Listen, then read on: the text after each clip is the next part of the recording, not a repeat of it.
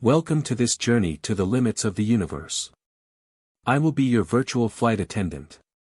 I will explain what we will see along the way. We can see almost the entire island of Manhattan. This altitude is common for commercial airlines. In a few moments, we will exceed the speed of sound. At this altitude, we can appreciate the curvature of the Earth. Little by little, we leave the atmosphere behind and begin to witness the darkness of space. In a few moments, we will begin separation and activate the ship's engine to start accelerating. Our destination is the Moon, Earth's natural satellite. It is the fifth largest satellite in the solar system and the largest and most massive relative to its parent planet.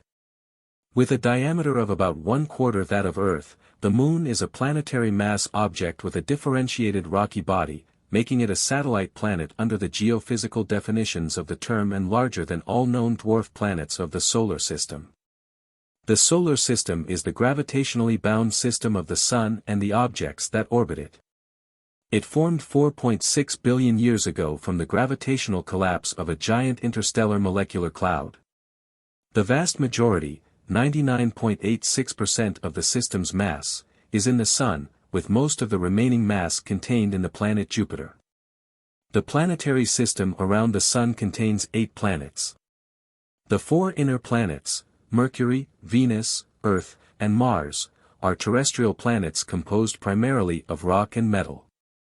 The 4 giant planets of the outer system are substantially larger and more massive than the terrestrials, Jupiter, Saturn, Uranus, and Neptune. All 8 planets have nearly circular orbits that lie near the plane of Earth's orbit, called the ecliptic. The Kuiper belt is a circumstellar disk in the outer solar system, extending from the orbit of Neptune at 30 astronomical units to approximately $50 from the Sun. It is similar to the asteroid belt but is far larger, being 20 times as wide and 20 to 200 times as massive. Like the asteroid belt, it consists mainly of small bodies or remnants from when the solar system formed. The Kuiper belt is home to most of the objects that astronomers generally accept as dwarf planets, Orcus, Pluto, Haumea, Quaoar, and Makemake. Some of the solar system's moons, such as Neptune's Triton and Saturn's Phoebe, may have originated in this region. The heliopause is the theoretical boundary where the Sun's solar wind is stopped by the interstellar medium, where the solar wind strength is no longer great enough to push back the stellar winds of the surrounding stars. This is the boundary where the interstellar medium and solar wind pressures balance. The Oort cloud is a theoretical concept of a cloud of predominantly icy planetesimals proposed to surround the Sun at distances ranging from 2,000 to 200,000 astronomical units. These regions lie beyond the heliosphere and are in interstellar space. Alpha Centauri is a triple star system in the southern constellation of Centaurus. It consists of 3 stars, Rigil Kentaurus, Alpha Centauri A, Ptolemy, Alpha Centauri B, and Proxima Centauri. Proxima Centauri is also the closest star to the Sun at 4.2 light-years.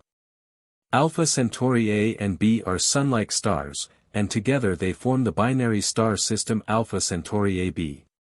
Proxima Centauri is a small, faint red dwarf. Currently, the distance between Proxima Centauri and Alpha Centauri AB is about 13,000 astronomical units, equivalent to about 430 times the radius of Neptune's orbit. The local interstellar cloud, also known as the local fluff, is an interstellar cloud roughly 30 light-years across, through which the solar system is moving. The local bubble, or local cavity, is a relative cavity in the interstellar medium of the Orion Arm in the Milky Way. It contains our closest celestial neighbors, including the local interstellar cloud, the neighboring G-cloud, the Ursa Major moving group, and the Hyades. It is estimated to be at least 1,000 light-years in size. The Orion Arm is a minor spiral arm of the Milky Way galaxy that is 3,500 light-years across and approximately 10,000 light-years in length, containing the solar system.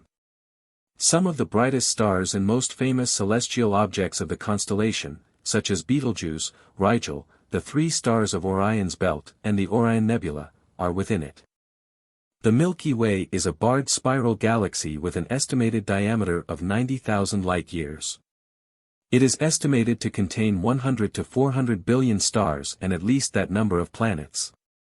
The solar system is located at a radius of about 27,000 light-years from the galactic center. The galactic center is an intense radio source known as Sagittarius A*, a supermassive black hole with a mass of about 4.1 million solar masses. The Andromeda Galaxy is a barred spiral galaxy with a diameter of about 152,000 light-years. It is approximately 2.5 million light-years from Earth and is the closest large galaxy to the Milky Way. The local group is the galaxy group that includes the Milky Way. The exact number of galaxies in the local group is unknown, as some are occluded by the Milky Way. However, at least 80 members are known, most of which are dwarf galaxies. The Virgo cluster is a massive cluster of galaxies that is home to the Milky Way and approximately 100,000 other nearby galaxies. The name Laniakea means immense heaven in Hawaiian. The Pisces-Cetus supercluster complex is a galaxy filament estimated to be about 1 billion light-years long. It is one of the largest structures known in the observable universe. The observable universe is a ball-shaped region of the universe comprising all matter that can be observed from Earth or its space-based telescopes and exploratory probes at the present time, because the electromagnetic radiation from these objects has had time to reach the solar system and Earth since the beginning of the cosmological expansion. There may be 2 trillion galaxies in the observable universe, although that number was reduced in 2021 to only several hundred billion based on data from New Horizons. Assuming the universe is isotropic, the distance to the edge of the observable universe is roughly the same in every direction. That is, the observable universe is a spherical region centered on the observer. Every location in the universe has its own observable universe, which may or may not overlap with the one centered on Earth.